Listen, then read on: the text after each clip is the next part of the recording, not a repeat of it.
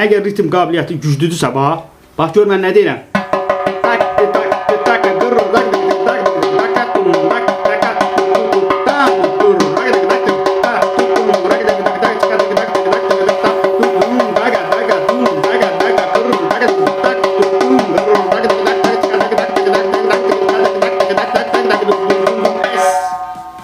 Əgər belə məşq eləmək istəsənsə, belə də məşq eləyə bilərsən. Bax, bunu da mən 2 dəfə deyirəm burada. Yəni, heç kim deməyib bunu.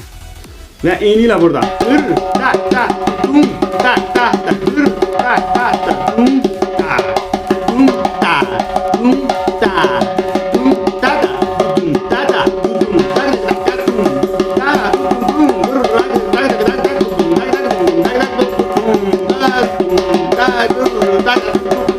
Bu da məşqələ sayılır da. Başa düşürsən, deyirsən burada ölçünü tutsuz özülsün. Bu gözəl bir məşqələrdir. Bunu edin.